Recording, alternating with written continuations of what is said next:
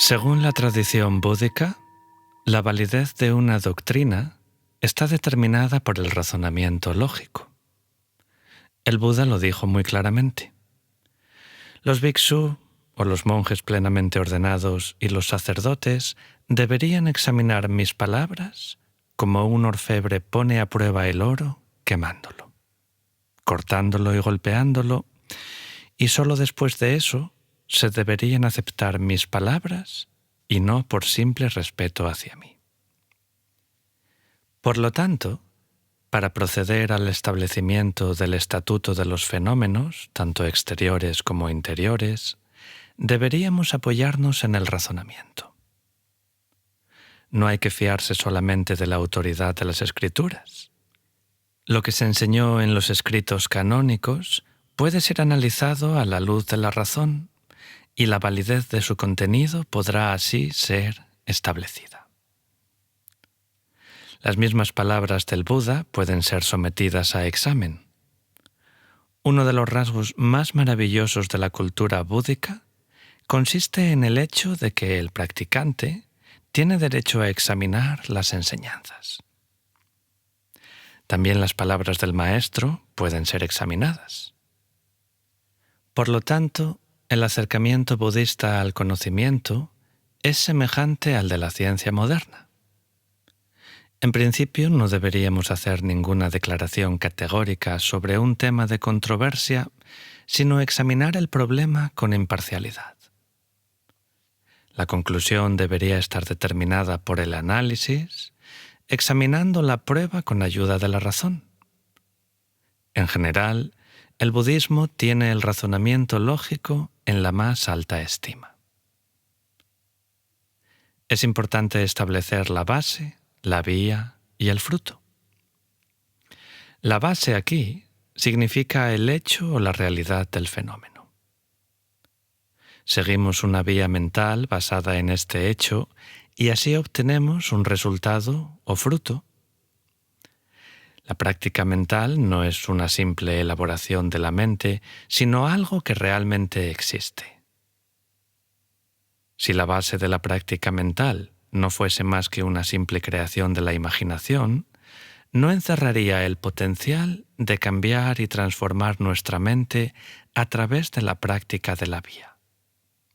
Por lo tanto, no se podría explicar la liberación y todo lo demás como un resultado. El estado resultante de un Buda está dotado de numerosas y eminentes cualidades. Estas cualidades se producen cultivando las causas y las condiciones apropiadas y comprometiéndose en la práctica de la vía mental. Los 10 poderes y otros atributos de un Buda se desarrollan a lo largo del tiempo porque los individuos tienen el potencial de producir tales cualidades.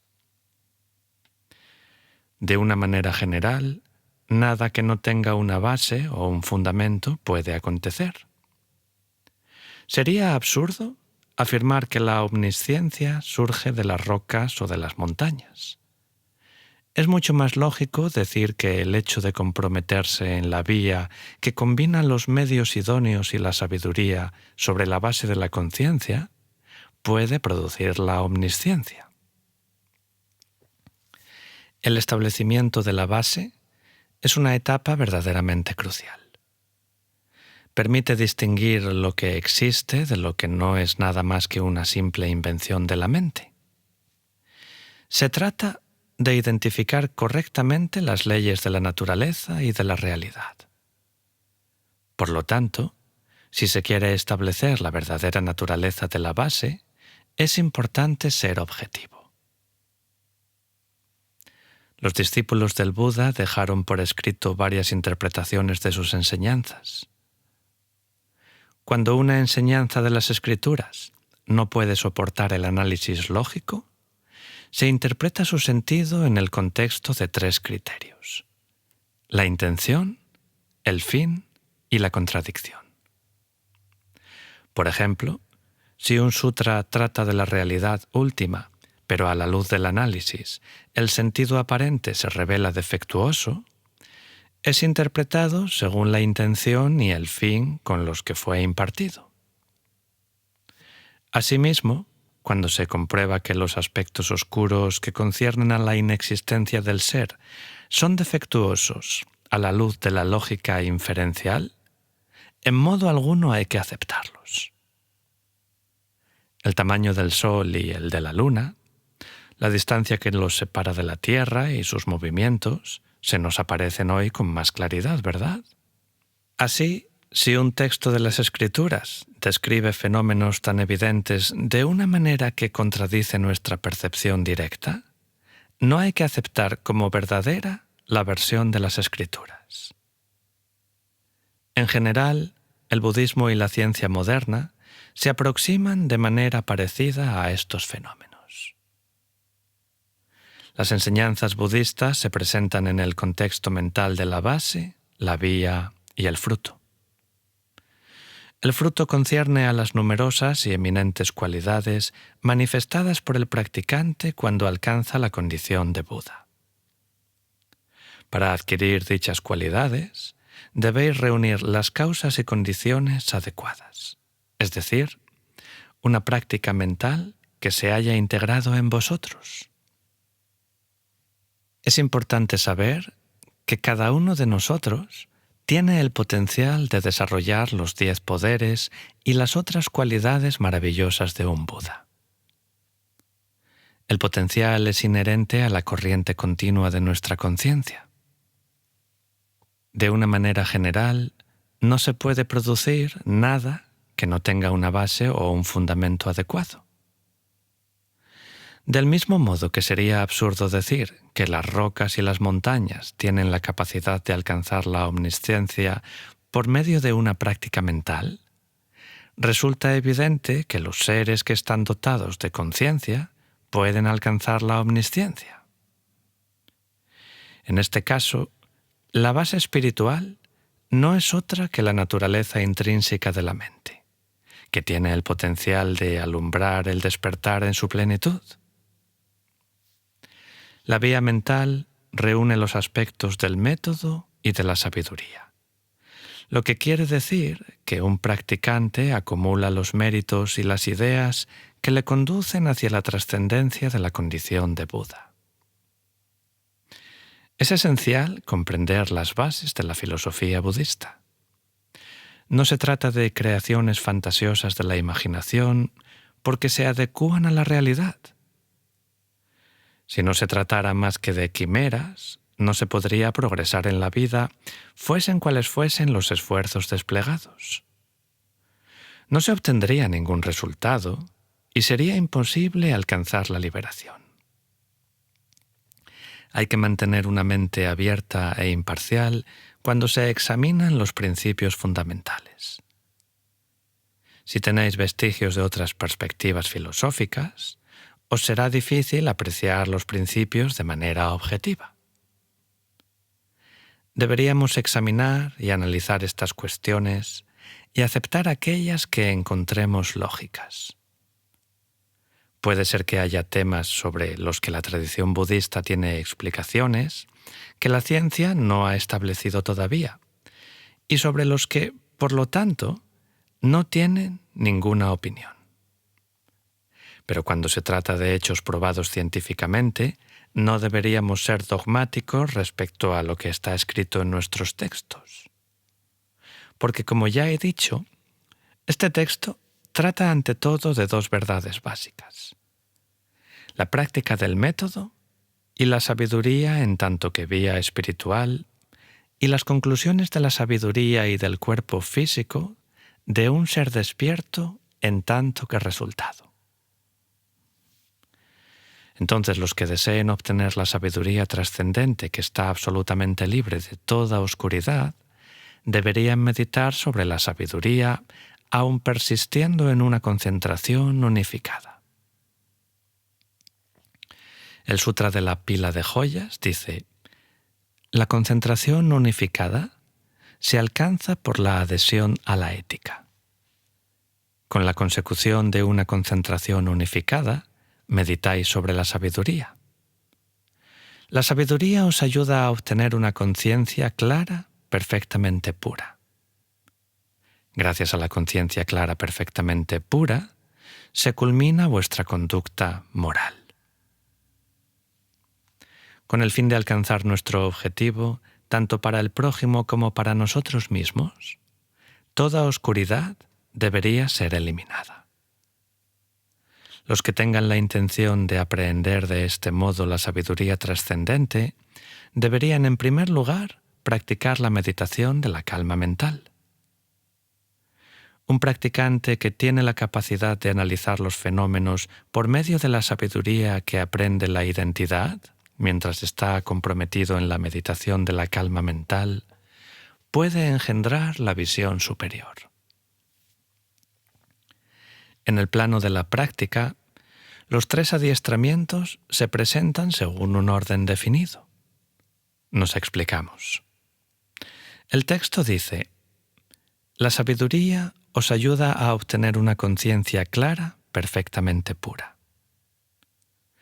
Una sabiduría perfectamente trascendente tiene la capacidad de erradicar la oscuridad, así como sus simientes. La sabiduría que aprende la verdad convencional, por poderosa que pueda ser, no tiene esa capacidad.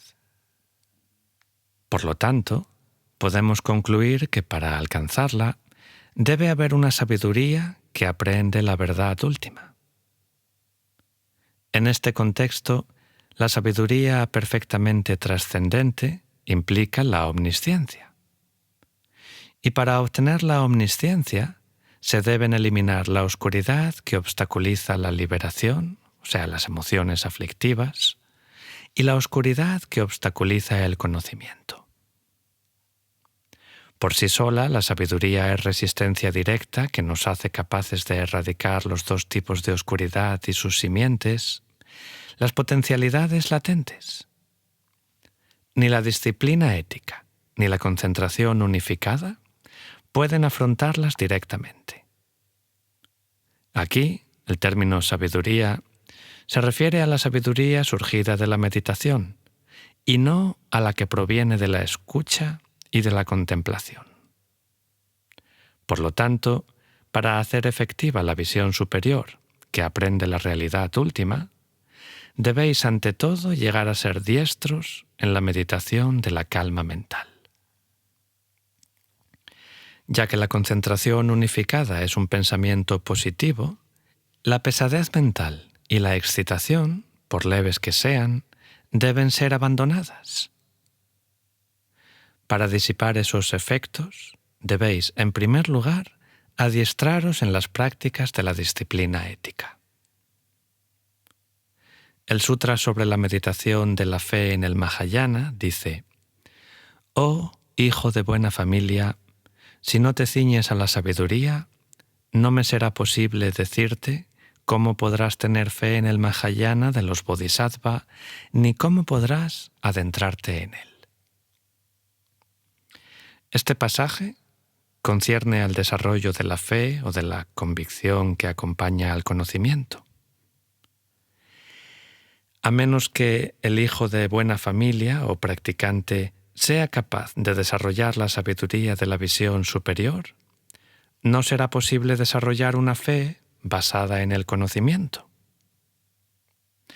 Claro que una persona puede tener una fe ferviente, pero cuando se desarrolla en ella una fe que resulta de la comprensión de la realidad última, ésta está sostenida por la razón y el conocimiento. La verdadera renuncia, por ejemplo, no puede desarrollarse más que cuando el sistema de liberación se ha comprendido correctamente. El individuo llega a la convicción fundamental de que la liberación es posible y de que se trata de algo que puede desarrollarse en el seno de su corriente de conciencia. Este tipo de renuncia es de una calidad extraordinaria. Del mismo modo, nuestro refugio gana en calidad poco a poco y a medida que se afina nuestro conocimiento del vacío. Oh, hijo de buena familia, deberías saber que esto es así, porque tanto la fe del Bodhisattva en el Mahayana como su inserción en él resultan de la contemplación del perfecto Dharma y de la realidad por medio de una mente despierta. Aquí se muestra claramente la necesidad de desarrollar una sabiduría que examine las realidades convencional y última en el seno de una concentración unificada, de manera que conduzca al practicante a ganar una convicción firme y una fe en la base, la vía y el resultado mentales que el sistema del Mahayana enseña. La mente de un yogi se distraerá con diversos objetos si se contenta con cultivar la visión superior sin desarrollar un estado de reposo apacible. Será inestable como una lámpara de aceite al viento. Ya que la claridad de la conciencia clara original estará entonces ausente, los dos métodos, la visión superior y la mente que reposa en calma, deberían ser cultivados por igual. Por eso, el Sutra del Gran y Perfecto Más Allá del Sufrimiento dice: los oyentes son incapaces de ver la naturaleza de Buda porque su absorción unificada es demasiado fuerte y su sabiduría demasiado débil. Si esto se interpreta en los términos de los sistemas filosóficos que afirman que los discípulos de la vía de los oyentes y de la de los realizados solitarios no aprenden la inexistencia del ser de los fenómenos o vacío, se dirá que no ven la naturaleza de Buda con una sabiduría que analice la realidad. Aprenden solamente la existencia del ser de las personas y no la insustancialidad de los fenómenos, porque su concentración es más poderosa que su sabiduría. Si se interpreta según la opinión de que los Arya, o los seres exaltados entre los oyentes y los realizados solitarios, son parecidos a los Arya de los Mahayana, en lo que concierne a la aprehensión del vacío, la afirmación de que los oyentes no son capaces de ver la naturaleza de Buda significa que su aprehensión de la naturaleza de la mente impura no se apoya en la lógica ni en los razonamientos, porque su concentración unificada es fuerte y su sabiduría débil. Los bodhisattva pueden verla, pero no con claridad, ya que su sabiduría es demasiado fuerte y su concentración unificada demasiado débil. Solo los tathagata pueden ver la totalidad porque poseen en un mismo grado una mente en calma y una visión superior. Este punto es difícil, ¿no? Pero podemos dar dos explicaciones. En primer lugar, pienso que el autor quería decir aquí que si los bodhisattva tienen una percepción directa de la identidad, únicamente aprenden directamente la identidad durante la absorción meditativa y no en el curso del periodo posmeditación. Sin embargo, para los Buda, la aprehensión de la identidad es total y completa. Aprenden, por lo tanto, la identidad en cualquier momento, mediten o no, sin distinción alguna. En segundo lugar, el pasaje podría significar que, si bien los bodhisattva aprenden directamente la identidad de la mente, no lo hacen con claridad debido a las potencialidades latentes de las impurezas mentales que aún deben eliminar. Por el contrario, los Buda están completamente libres de la menor impureza y han eliminado totalmente sus potencialidades latentes. Así que su conocimiento de la identidad es excelente. A causa del poder de la meditación de la calma mental, la mente no se verá perturbada por el viento de los pensamientos conceptuales. Será como una lámpara de aceite a la que la brisa no agita. La visión superior elimina todos los defectos de las visiones erróneas, de manera que las opiniones de los demás no os afectarán. El Sutra de la Lámpara Lunar dice: gracias a la fuerza de la meditación de la calma mental, la mente se hará imperturbable, y gracias a la visión superior, se hará como una montaña. De la unión de ambas se nutre la práctica yógica. Bien, pues aquí revela las características y el sentido de la meditación de la calma mental y de la visión superior. La meditación de la calma mental es una cualidad de la mente que presta una atención unificada a su objeto, libre de todas las distracciones exteriores e interiores. La mente no se fija en ningún otro objeto más que en el de su concentración.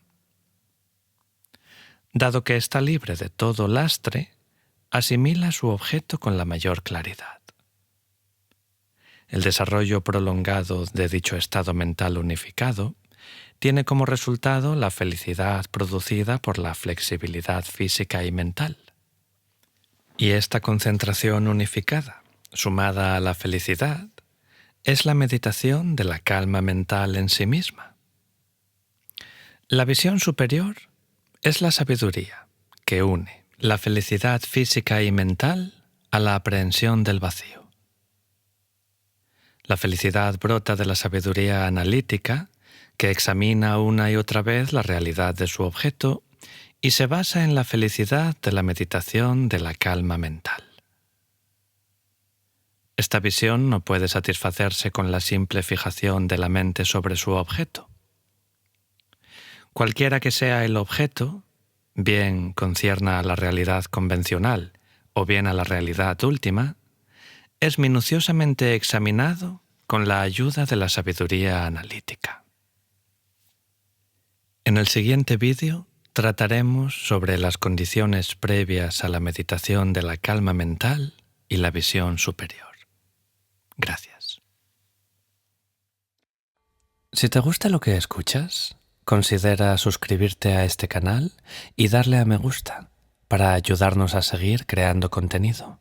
También os queremos recordar que existen varias formas de apoyar al canal, ya sea a través de nuestro Patreon, Perlas de Sabiduría Milenaria, en el que disfrutarás de contenido exclusivo, a través de una aportación puntual mediante la plataforma Invítame a un café, y en los botones de gracias y miembros del canal que encontraréis debajo de cada vídeo. Podréis encontrar los enlaces directos en la descripción y en los comentarios fijados.